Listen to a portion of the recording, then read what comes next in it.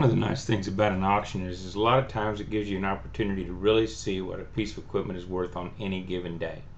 And I was today going through some examples of auction equipment that we've sold in the past just to find some comparisons. And I thought, well, it would be interesting to pull some 4020 John Deere tractors. 4020 John Deere tractors are about as universal of a tractor as I think you're going to find. And we're going to see some major price variations. And these are the kind of things that, looking at them as they've all been sold at No Reserve Auction on the same auction website, I think you can come to the conclusion that they probably pretty much all brought a market value, but the market value of them was quite a bit different. And you'll see here that we have a 4020 that brought $4,180, and another one that brought $9,130, another one that brought $4,180, one that brought $10,120, one that brought $8,580, one that brought $5,060. There's quite a variation in the value of these 4020 tractors, and I think it's indicative of the kind of thing that can get you into trouble when you're trying to make comparisons and trying to take a piece of equipment in on trade. One of the very I thought unique examples that was in this subset of tractors that I pulled out was these two tractors that sold in the same Southwestern Association Ag Equipment and Ag auction that we sold on March 15th of 2011. And these are two 4020 John Deere tractors. One of them has a loader, one of them doesn't. A 1964 model and a 1966 model.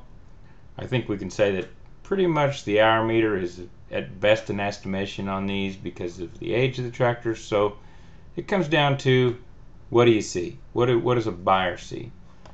I think it was even more interesting that both of these sold from Kansas locations. Both of them sold from dealerships, and as I said, they sold in the same auction on the same day.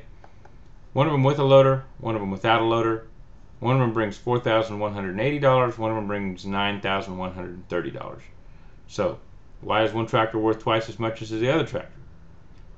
Well, there's some things that maybe are really relevant to the value, and I think there's some telling things that are maybe perceptions about what the buyer sees. They're both diesel tractors. Both of them similar basic exterior condition. I think one thing that's always easy to tell on yourself that is interesting to see is that one of them is pictured nice on grass, looks very inviting. The seat looks comfortable. The tractor isn't that particularly clean, but it looks like you could walk up to it and be right with it. The tractor's shown running, gauges are clear. Pretty just inviting looking tractor. The other tractor, if you just try to visualize yourself walking up to this tractor, I think you start to see that this mud, this weather, it just doesn't feel inviting. The tractor additionally has a seat that just doesn't look comfortable.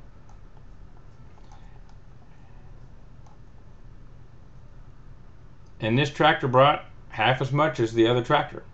And I think there's a lot of learnings from this. One is that the environment can matter.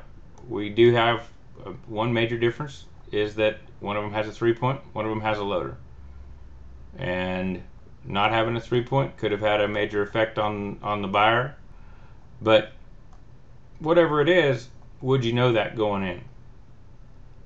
I think it's really important to note, though, and shame on us for not changing it, that this listing, being on the mud, being in a scenario where it just doesn't look inviting, with a seat that's torn up, might have had a pretty major impact on what that potential buyer felt about the experience of being with this piece of equipment.